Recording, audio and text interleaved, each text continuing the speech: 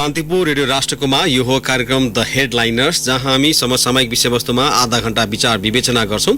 कार्यक्रमको नयाँ श्रृङ्खलाका साथ उपस्थित भएको छु। मेरो नाम हो पवन। आज पनि तपाईसँग प्रत्यक्ष र परोक्ष सरोकार राख्ने विषयवस्तुलाई उठाउने जमर्को गरेका छौं। आज हामीले छानेको विषयवस्तु र त्यो विषयवस्तुमाथि विचार विवेचना गर्नका लागि निम्ताएका अतिथिलाई तपाईँ 5541 905 मा टेलिफोन सम्पर्क गरेर आफ्नो प्रश्न वा जिज्ञासा टिपाउन सक्नुहुनेछ। तर एउटा आग्रह, यदि तपाईले सोध्न खोज्नु भएको प्रश्नको जवाफ कार्यक्रमका दौरान नै आइसकेको छ भने कृपया त्यस्ता खालका प्रश्न हामीलाई 5541 905 मा टिपाउने कष्ट नगर्नुहोला।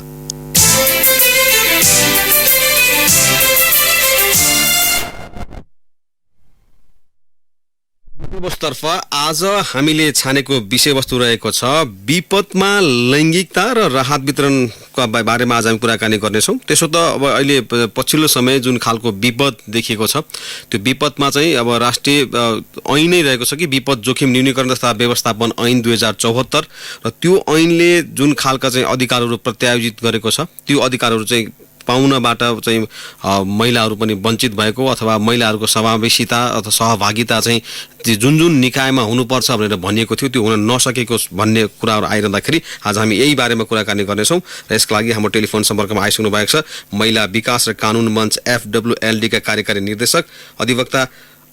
सबिन श्रेष्ठ। सबिनजी, यहाँलाई कार्यक्रममा स्वागत छ। हजुर, धन्यवाद। सबैभन्दा पहिला त अब यो अहिले यो हुँदाखेरि चाहिँ अब यो अब विपदको बेलामा यो लैङ्गिक सवाल चाहिँ मुखरित किन हुन्छ भन्ने कुरा पनि धेरै मान्छेले चाहिँ नबुझिरहेको होला हैन। यस्तो आवश्यक परेको बेलामा, अप्ठ्यारो परेको बेलामा चाहिँ अझ बढी लैङ्गिक संवेदनशील हुनुपर्नेमा राज्य हुन सकेन भनेर आवाज उठिरहेको छ। यहाँहरूले चाहिँ कस्तो फिल गर्नुभएको छ? सबैभन्दा पहिला त विपदको बेलामा र यो जुन विपद छ यो सबैको लागि नै हो। त्यसले गर्दाखेरि सबैको लागि नै कसरी यो विपदबाट चाहिँ राहत हुन सक्छ, कसरी उद्धार हुन सक्छ, उपचार हुनुपर्छ भन्ने बारेमा सबैको हकमा हेरिनुपर्छ। त्यसमा कुनै दुई मत भएन। तर त्यो हेरिँदै पनि केही व्यवस्थाहरू जुन चाहिँ हाम्रो चाहिँ यहाँले भन्नुभएको जुन विपद जोखिम न्यूनीकरण तथा व्यवस्थापन ऐनले पनि उठाइरहेको छ र यसमा पनि विशेष गरी महिलाको, बालबालिकाको, ज्येष्ठ नागरिकको, अपाङ्गता भएका व्यक्तिहरूको बारेमा चाहिँ फेरि फरक र छुट्टै व्यवस्थाहरू गर्नुपर्ने स्थितिहरू पनि आउँछ। यो किन भन्दाखेरि जस्तो अहिलेकै कुरा गर्ने हो भने पनि जस्तो यो कोभिड-19 छ र यसको एउटा प्रभावकारी उपायको रूपमा यो बन्दाबन्दी वा लकडाउनको रूपमा चाहिँ रहेको छ र अहिले राज्यको ध्यान पनि कोभिड-19 को लागि कसरी उपचार प्रदान गर्ने भन्ने कुराहरू रहेको छ। तर यो हुँदाहुँदै पनि यसमा चाहिँ कतिपय कुराहरू जस्तो यसमा भन्यो भने जस्तो ज्येष्ठ नागरिकको कुराहरू गर्नु भने उहाँहरू कति चाहिँ दीर्घकालीन हैन औषधि लिनुपर्ने अवस्थाको हुनुहुन्छ, त्यो पर्याप्त रूपमा भएको छ कि छैन, अथवा लकडाउन भए तापनि जुन चाहिँ यौन तथा प्रजनन स्वास्थ्यका कुराहरू छन्, जुन चाहिँ सुरक्षित मातृत्व लगायतका कुराहरू छन्, त्यो सेवाहरू नियमित छ कि छैन, हैन अपाङ्गता भएको व्यक्तिले लिनुपर्ने जुन चाहिँ औषधिहरू छ त्यो पर्याप्त रूपमा आइरहेको छ कि छैन भन्दाखेरि चाहिँ यस्तो बेलामा, विपदको बेलामा जुन सम्बोधन गर्ने विषय थियो त्यो सबैको लागि गर्नुपर्छ। तर निश्चित वर्गको लागि चाहिँ अलिकति उहाँहरूको चाहिँ फरक अवस्थालाई ध्यान दिएर थप व्यवस्थाहरू पनि गर्नुपर्ने हुनाले चाहिँ यसका लैङ्गिकताका सवालहरू चाहिँ उठिरहेका हुन्। जस्तो अब अहिले चाहिँ सरकारले उच्च स्तरीय समिति नै बनाएको छ। खासमा अब यो विपद जोखिम न्यूनीकरण तथा प्राधिकरण नै रहेको छ हैन, गृह मन्त्रालय। त्यस अन्तर्गत रहनुपर्नेमा अहिले अर्को उच्च स्तरीय समिति बनाइसकेपछि त्यसमा चाहिँ अब लैङ्गिक समावेशिता नभएको कारणले गर्दाखेरि यस्तो भयो भनेर भन्नेहरू पनि छन् नि, के हो खासमा चाहिँ? यो वास्तवमा अब जुन एउटा राजनीतिक रूपमा उच्च स्तरीय समिति बनाएको छ त्यसको स्वागत योग्य नै कुरा छ। एउटा चाहिँ उच्च स्तरीय समितिले एउटा समय-समयमा निर्णय पनि लिइराख्नु भएको छ। तर यहाँले उठाउनु भएको जस्तो चाहिँ उच्च स्तरीय समितिभित्र चाहिँ जुन मिटिङहरू त्यो रेगुलर हामीले चाहिँ टिभी वा चाहिँ फोटोहरू जुन चाहिँ देख्छौँ त्यसमा चाहिँ महिला सहभागिता देखिरहेको छैनौँ हैन। र त्यसले गर्दाखेरि उच्च स्तरीय समिति बनाउँदाखेरि त्यति धेरैजना मान्छेहरू बस्नु भएको छ, त्यसमा चाहिँ महिला सहभागिता पनि भएको भए त्यसमा महिलाका पर्सपेक्टिभहरू, विपदको बेलामा महिलाको पर्सपेक्टिभहरू पनि आउन सक्थे भन्ने कुरा छ। र अर्को भनेको चाहिँ के हो भन्दाखेरि चाहिँ हाम्रो चाहिँ यो 2074 सालमा आएको यो विपद जोखिम न्यूनीकरण तथा व्यवस्थापन ऐन चाहिँ 2074 सालमा जब 72 मा भूकम्प आयो त्योभन्दा अगाडि चाहिँ हामीसँग चाहिँ यो दैवी प्रकोप उद्धार ऐन भन्ने थियो। अब दैवी प्रकोप भनेपछि यो दैविकै प्रकोपमा चाहिँ हैन भगवान भरोसे भने जस्तो भएको हुनाले यसलाई चाहिँ अलिकति मोर कम्प्रिहेन्सिभ एउटा चाहिँ अधिकारवादी दृष्टिकोणबाट हेर्नुपर्छ भनेर यो चाहिँ 74 सालमा आएको ऐन हो र यसले विभिन्न संरचनाहरूको चाहिँ परिकल्पना गरेको छ जसमा चाहिँ यो राष्ट्रिय विपद जोखिम न्यूनीकरण तथा व्यवस्थापन प्राधिकरण लगायतका विभिन्न संरचनाहरूको परिकल्पना गरेको छ तर यो ऐनले परिकल्पना गरेको संरचनाहरू चाहिँ अहिले त्यति प्रभावशाली रूपमा हैन कार्य गर्ने भन्दा पनि उच्च स्तरीय समितिले काम गरिरहेको छ र उच्च स्तरीय समितिले काम गर्नु त्यो कुनै आपत्तिजनक विषय भएन तर कतिपय स्थितिमा के हुन्छ भन्दाखेरि उच्च स्तरीय समिति भनेको तपाईको चाहिँ एउटा एडहक एउटा राजनीतिक समिति भयो तर यसलाई चाहिँ एउटा चाहिँ त्यसलाई निरन्तरता दिन नियमितता दिन त्यसको चाहिँ एउटा चाहिँ अफिसियल आधिकारिक रूपमा काम गर्नलाई जुन काम गर्नुपर्ने जुन चाहिँ ऐनले परिकल्पना गरेको संरचनाहरूलाई पनि त्यस्तै किसिमले चाहिँ एउटा चाहिँ प्रोएक्टिभ बनाउनु पर्ने आवश्यकताहरू छ र त्यो संरचनाहरू जुन चाहिँ जति पनि यो विपदमा चाहिँ ऐनले चाहिँ एउटा प्रादेशिक समितिको कुरा गरिरहेको छ वा स्थानीय समिति वा जिल्ला समितिहरू छ यो सबै समितिहरूमा चाहिँ महिलाको सहभागिता पनि सुनिश्चित गर्नुपर्ने जसले गर्दाखेरि विपदमा चाहिँ महिलाका विषयहरू पनि एउटा चाहिँ मुखरित भएर आउन सकोस् भन्ने कुरालाई हेर्नुपर्ने चाहिँ अवस्था छ। सबिनजी अब यहाँहरूले केही समय अघि मात्रै पनि जस्तो मानव अधिकार आयोगकै पनि ध्यानाकर्षण गराउनु भएको थियो कि मानव अधिकार अवस्थाको अनुगमनमा लैङ्गिक र सामाजिक समावेशीकरण चाहिँ हुनुपर्छ भनेर होइन अब त्यसमा चाहिँ जस्तो अब यहाँले उठाउनु भएको विषयहरूमा जस्तो घरेलु हिंसा होला अथवा यौनजन्य हिंसाको कुरा रहेको छ अथवा लैङ्गिक हिंसाको सम्बोधन अहिले जुन पछिल्लो समय चाहिँ यो लकडाउनकै बेलामा पनि यो चाहिँ घटनाहरू बढे यस्ता घटनाहरू भनेर भनिरहेका छन् होइन यसको सम्बोधन चाहिँ कसरी गर्न सकिन्छ? हजुर यसमा एउटा पहिलो कुरो चाहिँ जुन यो राष्ट्रिय मानव अधिकार आयोगले जुन एउटा चाहिँ पहल लिएको छ यो चाहिँ अन्तर्राष्ट्रिय रूपमा पनि हाम्रो चाहिँ एउटा चाहिँ अव्वल पहल जस्तो लाग्छ हैन र यो विपदको अवस्थामा पनि मानव अधिकारको अवस्था अनुगमन गर्ने भने एउटा राष्ट्रिय नेटवर्कै गठन गरेको छ जसमा चाहिँ उच्च स्तरीयदेखि लिएर चाहिँ 4 तहमा हैन केन्द्रीय तह प्रादेशिक तह र जिल्ला तहमा पनि यो मानव अधिकार अनुगमन समितिहरू गठन गरेको छ र यो राष्ट्रिय मानव अधिकार आयोगले जुन चाहिँ मानव अधिकार अवस्था अनुगमन गर्ने एउटा नेटवर्कको जुन कार्यविधि बनाएको छ त्यो कार्यविधिमा पनि यो समितिहरू जुन चाहिँ मानव अधिकार आयोगले गठन गर्ने समितिहरू चाहिँ समावेशीको आधारमा चाहिँ मनोनयन गर्ने भन्ने कुरा गरेको छ तर त्यो भन्दा भन्दै पनि मानव अधिकारको सिचुएसन जुन अनुगमन गर्न चाहिँ गठन गरेको आयोगमै तपाईको उच्च स्तरीय समितिमा पनि महिलाको सहभागिता रहेन भने अन्य तलको पनि कतिपय यो समितिहरूमा चाहिँ यो अल मेल कमिटी जस्तो महिला उपस्थित चाहिँ शून्य रहेको स्थिति चाहिँ रहेको थियो त्यसलाई चाहिँ हामीले चाहिँ आवाजहरू पनि उठायौं र यसमा चाहिँ सबै समितिहरूमा महिलाको कम्तीमा महिलाको प्रतिनिधित्व चाहिँ हुनु पर्यो भनेपछि यो हामीले चाहिँ ज्ञापन पत्र यो महिला कानुन विकास मन्त्री एप्रिलको तर्फबाट ज्ञापन पत्र पनि बुझाएर अहिले चाहिँ राष्ट्रिय मानव अधिकार आयोगले त्यो कुरालाई हेर्दै अहिले उच्च स्तरीय समितिमा चाहिँ आमन्त्रित सदस्यको रूपमा भए पनि महिलालाई चाहिँ त्यहाँ इन्क्लुड गरेको छ त्यसको साथसाथै अनुगमन गर्ने विषयमै यहाँले भन्नुभएको जस्तो चाहिँ कतिपय विषयहरू जुन थियो त्यसमा चाहिँ अनुगमन गर्ने विषयमा चाहिँ यो घरेलु हिंसा यौनजन्य हिंसा र लैङ्गिक हिंसाका विषयहरू र त्यसलाई कसरी सम्बोधन भइरहेछ भन्ने विषयलाई पनि यो चाहिँ अनुगमनको कार्यक्षेत्रभित्र पार्न पर्यो भन्ने चाहिँ हाम्रो माग थियो र अहिले हामीले चाहिँ यो लिगल प्रो बोनो सर्भिस भनेर चाहिँ कानुनी सहायता यो फोनबाट गरिरहेको छौँ र हामीलाई धेरै यस्ता लैङ्गिक हिंसाका घटनाहरूको चाहिँ उजुरीहरू आइरहेको छन् त्यसले गर्दाखेरि यो अवस्थामा चाहिँ लैङ्गिक हिंसालाई कसरी सम्बोधन गर्ने भन्ने कुरामा पनि छुट्टै प्रकारले सोचिनु आवश्यक चाहिँ हामीले देखिरहेको छौँ। यो अब जस्तो यहाँले भन्नु भने अब यो हिंसा चाहिँ अब यो यही बेलामा मात्रै हिंसाको दर बढेको हो अथवा यो पहिला पनि जुन खालको हिंसा हुने गर्थ्यो त्यही खालको चाहिँ सेरोफेरोमा चाहिँ संख्या आएको छ के छ यहाँको अवस्था छ? संख्या त अझै कमै आएको छ भन्नु पर्यो किन भन्दाखेरि रिपोर्टिङको त्यो किसिमको चाहिँ अवस्था नभएको कारणले हैन र हिंसा पहिलाको अवस्थामा पनि हुन्थ्यो अहिलेको अवस्थामा पनि भइरहेको छ तर के भन्दाखेरि चाहिँ हिंसा भइरहेको छ भने त्यो हिंसा चाहिँ यो अहिले चाहिँ कोभिड छ अहिले यस्तो बन्दाबन्दी छ भनेर हिंसा चाहिँ त्यसको नाममा छुट पाउनु भएन भन्ने कुरा चाहिँ हो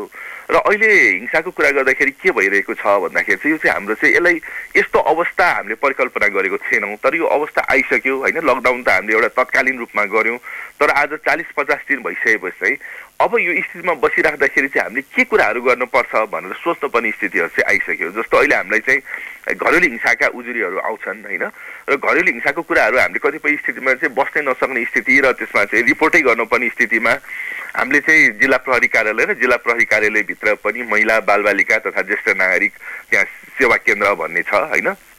उहाँहरूलाई भन्दाखेरि पनि अहिले घरेलु हिंसा चाहिँ अहिले नलिएर आउनुहोस् न घरेलु हिंसा त सामान्य नै हिंसा हो यो चाहिँ अब लकडाउन खुलेपछि त्यसलाई हेरौला भन्ने किसिमका चाहिँ रेस्पोन्सहरू छ हैन घरेलु हिंसाभित्रै हाम्रो चाहिँ वैवाहिक बलात्कारको घटनाहरू पनि आइरहेछ। कतिपय घटनामा चाहिँ जाहेरी नै नलिएको कारणले हामीले चाहिँ अनलाइनबाट चाहिँ जाहेरी दिनुपर्ने स्थितिहरू छ होइन। अब यौनजन्य हिंसा वा बलात्कारको घटनाहरू पनि आएका छन् र त्यसमा चाहिँ अब तपाईँको 3 जना 4 जनासम्म एउटा चाहिँ सामूहिक यो बलात्कारमा चाहिँ घटनामा अभियुक्त हुँदाखेरि चाहिँ होइन अहिले यति यो मतियारलाई चाहिँ नराखौँ, मुख्य अभियुक्तलाई मात्रै राखौँ, अहिले चाहिँ धेरैजनालाई चाहिँ अभियुक्त नबनाऊ भन्ने किसिमको पनि छ। भनेको अर्थ के हो भन्दाखेरि अहिले चाहिँ वास्तवमा जो काम गरिराख्नु भएको छ उहाँहरूको पनि समस्या छ। फिल्डमा काम गर्नुभएको प्रहरीहरू जो फ्रन्ट लाइनमा हुनुहुन्छ, जहाँ चाहिँ जाहेरी जान्छ त्यहाँ पनि कसरी भिडभाड नगर्ने, किन भन्दाखेरि रिस्क त सबै ठाउँमा छ होइन। र अदालतले पनि के भनिरहेको छ भन्दाखेरि होइन यो तपाईँले अदालतमा लिएर आउँदाखेरि पनि एउटा चाहिँ प्रपर प्रोटेक्सन गरेर होइन सकभर चाहिँ जाँचै गरेर लिएर आइदिनु भयो भने हुन्छ भन्ने किसिमको छ।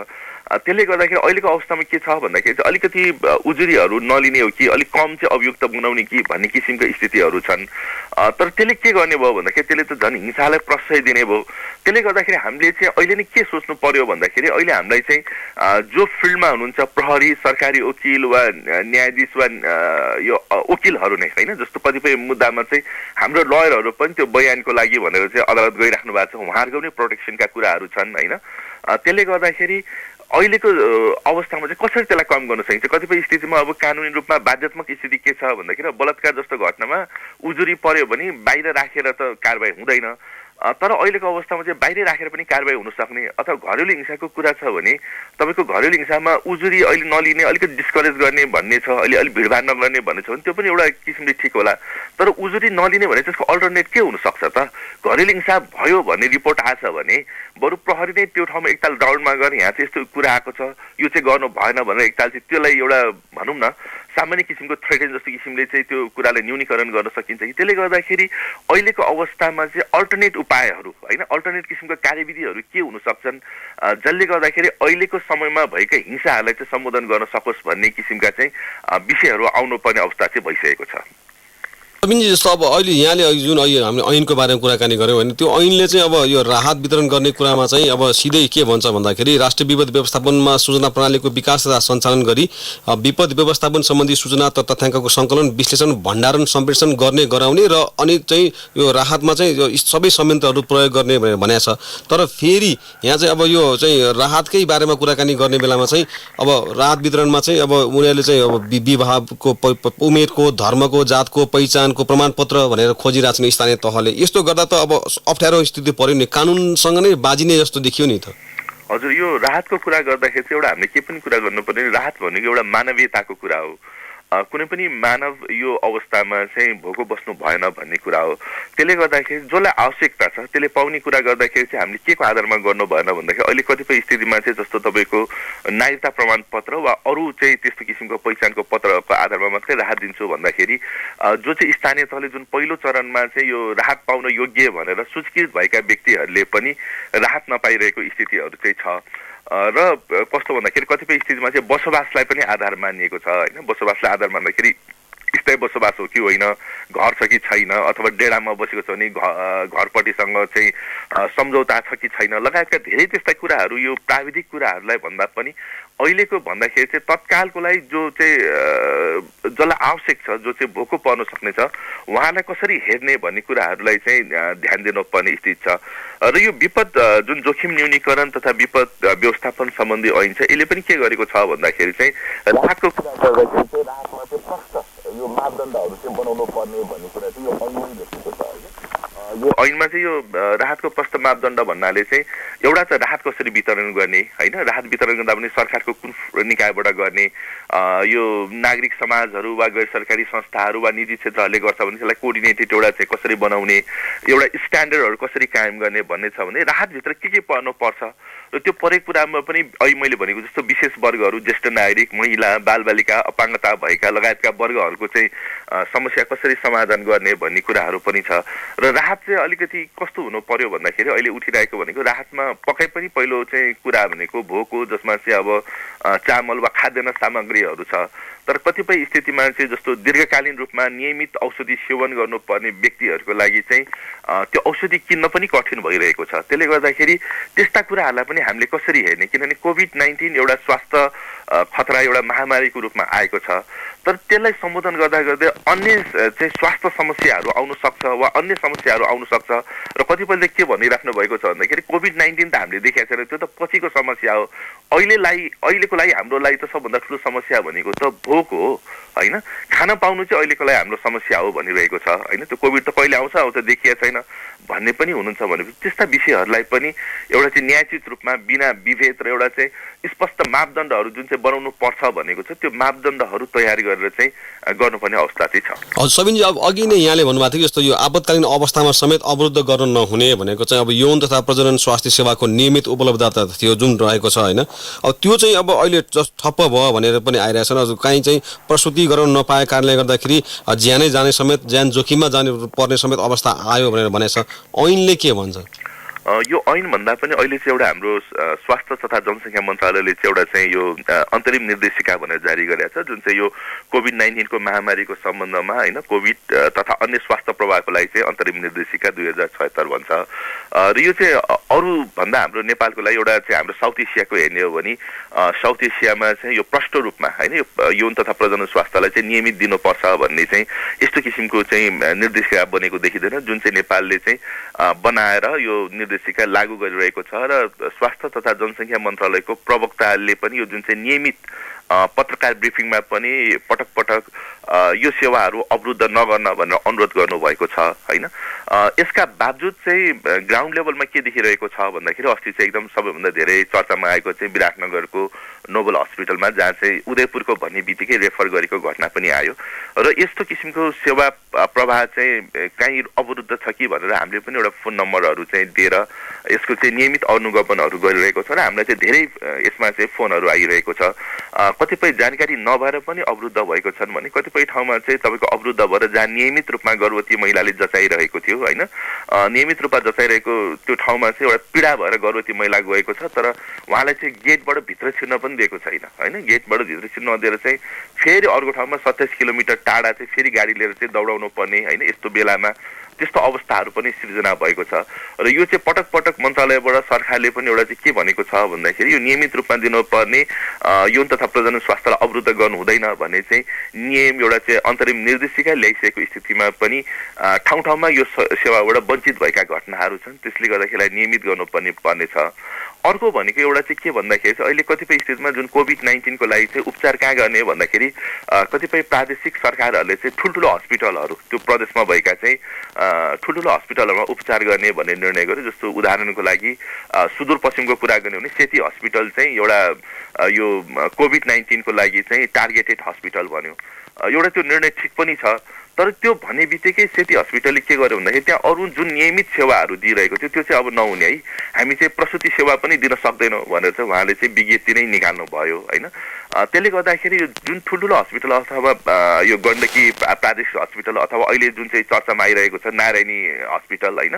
यस्तो त्यो क्षेत्रको ठुलो हस्पिटललाई चाहिँ कोभिड-19 को उपचारको लागि दिँदाखेरि चाहिँ जुन नियमित रूपमा उपचार गर्ने त्यसको सट्टामा तत्कालै अर्को अल्टरनेट उपचार गर्ने चाहिँ ठाउँ नहुँदो रहेछ। जस्तो सेती हस्पिटलले रोक्ने, प्रादेशिक सरकारले के भन्यो भन्दाखेरि अब चाहिँ नवजीवन हस्पिटलले चाहिँ यो प्रसुति सेवा दिन्छ भनेर चाहिँ उहाँले भन्नुभयो, तर तत्कालै नवजीवन हस्पिटलले के भन्यो हामीसँग क्षमता पनि छैन, हामी दिन सक्दैनौँ भन्ने कुराहरू आयो कि। त्यसले अब क्षमता भएको अस्पतालमा चाहिँ कोभिडको चाहिँ उपचारको लागि आइसोलेसन वार्डहरू बनाउने, तर क्षमता नभएकोले त अब उपचार दिन सक्ने सम्भावनै भनेन होइन। हजुर, त्यसले गर्दाखेरि चाहिँ अब कि त त्यही हस्पिटलमा चाहिँ त्यसलाई कसरी चाहिँ त्यो पुरानो सर्भिसलाई पनि नियमितता दिने अथवा चाहिँ त्यो कोभिड-19 को लागि चाहिँ नयाँ संरचनाहरू भएको हस्पिटलमा चाहिँ कोभिड-19 को लागि टार्गेटेड हस्पिटलहरू चाहिँ क्रिएट गर्ने हो कि नयाँ हस्पिटलहरू होइन त्यो चाहिँ क्रिएट गर्ने हो कि भन्नेतर्फ पनि सोच्नु पर्यो। र मुख्य कुरा चाहिँ अहिले एउटा जुन चाहिँ सेवामा अवरुद्धताको कुरा गर्दाखेरि चाहिँ जुन यो यौन तथा प्रसुति सेवा लगायत अन्य स्वास्थ्य सेवाको पनि अवरुद्धताको कुरा गर्दाखेरि चाहिँ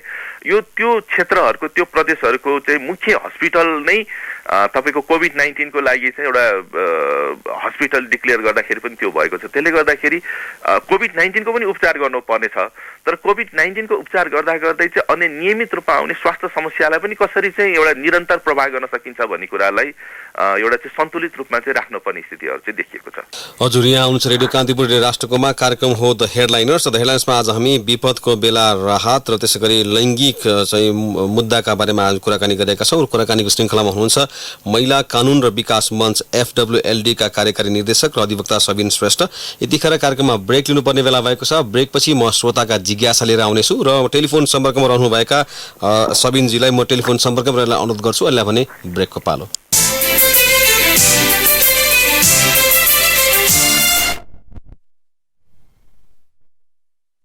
रेडियो कान्तिपुर रेडियो राष्ट्रकोमा कार्यक्रम हो द हेडलाइनर्स र द हेडलाइन्समा आज हामी कुराकानी गरेका छौँ विपदको बेला राहत वितरण र लैङ्गिक सवाल, र यसका लागि हाम्रो टेलिफोन सम्पर्कमा हुनुहुन्छ महिला कानुन र विकास मञ्च FWLD का कार्यकारी निर्देशक अधिवक्ता सबिन श्रेष्ठ। सबिनजी, यहाँलाई पुनः स्वागत छ कार्यक्रममा। हजुर, धन्यवाद। धनकुटाबाट खेमचन्द्र वस्ती सोध्नुहुन्छ, यो राहत वितरणमा सङ्घीय सरकारले स्थानीय सरकारलाई सहयोग नगरेको कुरा आइरहेको छ।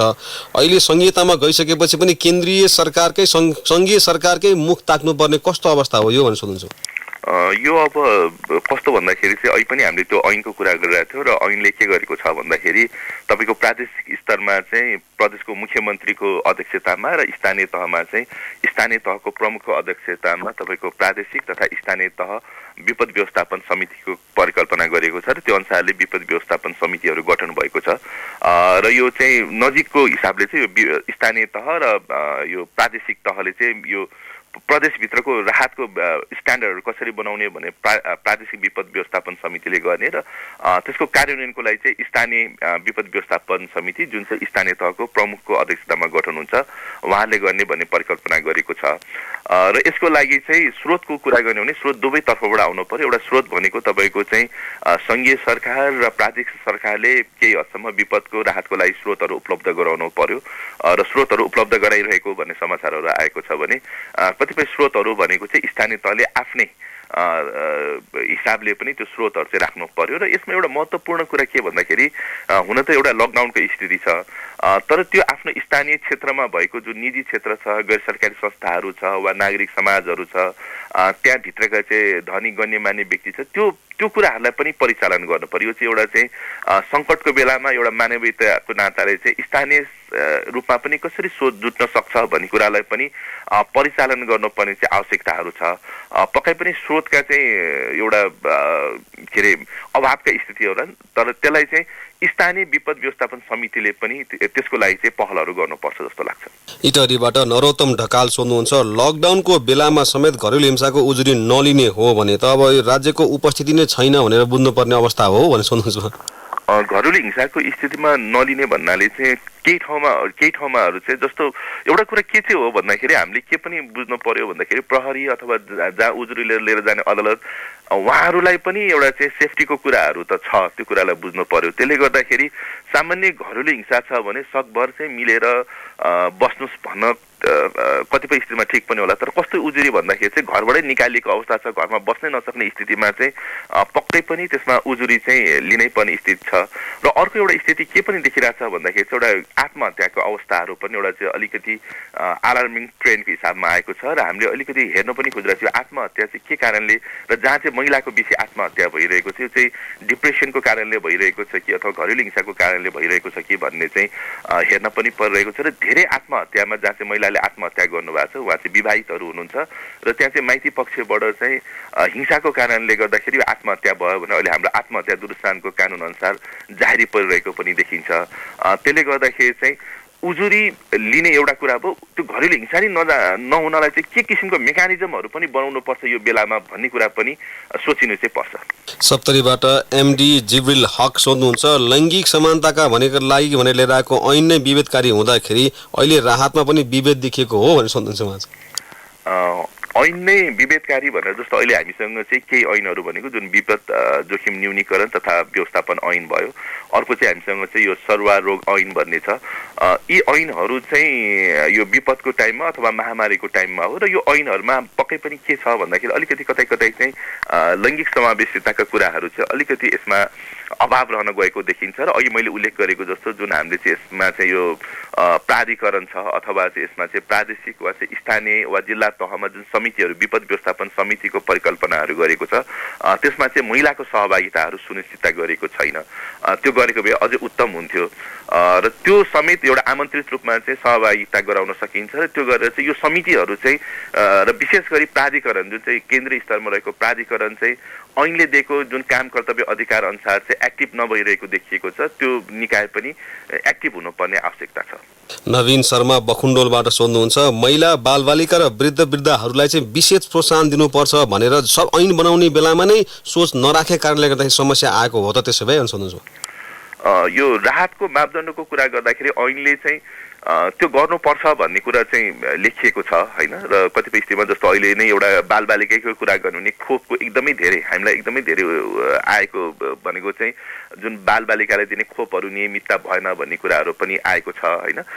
र त्यो कुराहरू ऐनमा मापदण्ड बनाउनु पर्छ भनेर राखिएको छ तर मापदण्ड बनाउँदाखेरि त्यो कुराहरू चाहिँ ऐनले भनेका कुराहरूलाई आधार बनाएर मापदण्ड नबनाउनु हामी कहाँ चाहिँ कानुन बनाउनु भन्दा पनि त्यसको कार्यान्वयनमा चाहिँ बढी समस्याहरू चाहिँ देखिरहेको छ र अहिले स्वास्थ्य सेवाको कुरा गर्दाखेरि मैले एउटा कुरा चाहिँ यहाँहरूसँग उल्लेख नै गर्नुपर्छ जस्तो लाग्यो जस्तो हामीलाई चाहिँ यो स्वास्थ्य सेवा नपाएको मात्रै होइन कि स्वास्थ्य सेवा दिने व्यक्तिहरू धेरै हामीलाई चाहिँ कलहरू आइरहेछ उहाँहरूले चाहिँ हामीलाई चाहिँ एकदम गाह्रो छ काम गर्नलाई हामीलाई प्रोटेक्सनको चाहिँ